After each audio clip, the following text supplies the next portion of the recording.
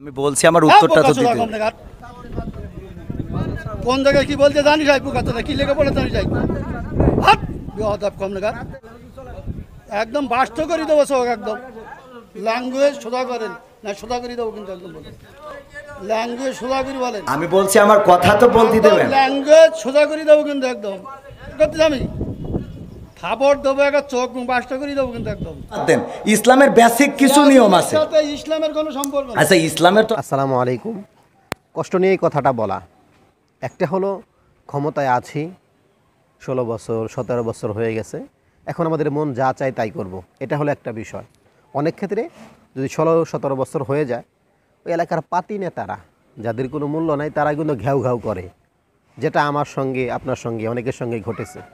16-17 বছর ক্ষমতায়, এই ক্ষমতা চলে যাওয়ার সম্ভাবনা নাই, এই মন মানসিকতা নিয়ে তাদের ভিতরে এমনভাবে অহংকার ঢুকছিল, তারা মুরব্বি মানে না, বড় মানে না, বড় ভাইদেরকে মানে না, এমন এমন বেয়াদবি করে, যার ফলশ্রুতিতে কি হইলো, এখন যেটা হচ্ছে দেশে থাকার সৌভাগ্য হয় নাই, গায়েব হয়ে গেছে।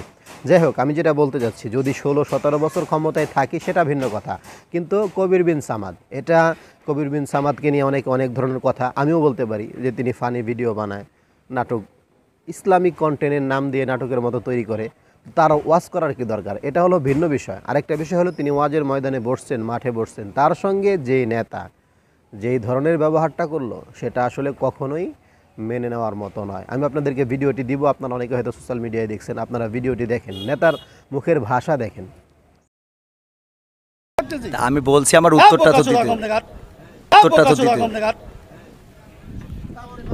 একটা কোন জায়গায় কি বলতে জানি যাই পোকা তোরা এভাবে কি লেগে পড়ে জানি যাই বারংবার বলতেই থাকে, চোখ উপড়ায় ফেলবে, জায়গায় মেরে ফেলবে, অথচ এখনও ক্ষমতায় আসেই নাই। ডক্টর মোহাম্মদ ইউনূস এখন দায়িত্বে আছেন, এখন পর্যন্ত নির্বাচনের মাধ্যমে বিএনপির এই ভাইয়েরা এখনও ক্ষমতায় আসেই নাই। এখনও যদি তারা মানুষের সঙ্গে এরকম আচরণ করা শুরু করে, এগুলো যদি জেলা পর্যায়ে, থানা পর্যায়ে, গ্রাম পর্যায়ে শুরু হয়ে যায়, তাহলে অদূর ভবিষ্যতে তারা ক্ষমতায় আসবে কি না, এটাও কিন্তু একটা প্রশ্নের বিষয়। এই জন্য আপনারা 16 বছর নির্যাতিত হয়েছেন, আমরাও নির্যাতিত হয়েছি, এখন এরকম কেন করবেন? আপনাদের ইচ্ছা থাকবে যে দেশের জন্য তো কাজ করবই, আগে দেশের মানুষের জন্য কাজ করা, আমাদের আচার ব্যবহার দেখে তারা আমাদেরকে ভোট দেবে। এই রকম ব্যবহার করলে সে আবার ক্ষমতায় আসবে কিভাবে? এমপি একেবারে যদি মেম্বার থেকে ছিল, মেম্বার, চেয়ারম্যান, উপজেলা, তারপরে এমপি, মন্ত্রী, এই প্রত্যেকটা মানুষের ভালো ভালো কাজ করে দলকে উপরে উঠাইতে হবে, দলের ইজ্জত বাড়াইতে হবে। এখন একজনের কারণে যদি দলের এই অবস্থা হয়, পুরো দলের বদনাম হয়। এই জন্য দায়িত্বশীল যারা আছে তাদেরকে আরও সচেতন হওয়া। জায়গায় জায়গায় চাঁদাবাজি হইতেছে, আপনাদের নাম বলা হচ্ছে, কেন বলবে? আপনারা তাদেরকে ধরেন না, তাদেরকে ধরে তাদেরকে শায়েস্তা করেন, 2-4 জনকে এরকম বিচারের আওতায় আনেন, তারপরে সে মানুষের বিশ্বাস আপনাদের উপরে তৈরি হবে। এখন এত বছর তারা জুলুম অত্যাচার সহ্য করার পরে এখন যেই ব্রিজে টোল নাই, সেই ব্রিজে যদি টোল নিতে থাকেন, যেই বাড়িতে যেই এলাকার মধ্যে কোনো চাঁদাবাজি নাই, সেই এলাকায় চাঁদাবাজি শুরু করেন, মাহফিলগুলো 16 বছর যাবত অত্যাচারের মধ্যে ছিল, মাহফিল করতে পারে নাই, কথা বলতে পারে নাই, আপনারা যদি সেখানে এসে বাধা দেওয়ার চেষ্টা করেন, তাহলে আপনাদের মাঝে আর তাদের মাঝে তফাৎ রইল কোথায়? তাহলে তো তাও 16 বছর থাকার পরে একটা জোর জবরদস্তি খাটান ঠিক আছে, আর আপনার তো তলাই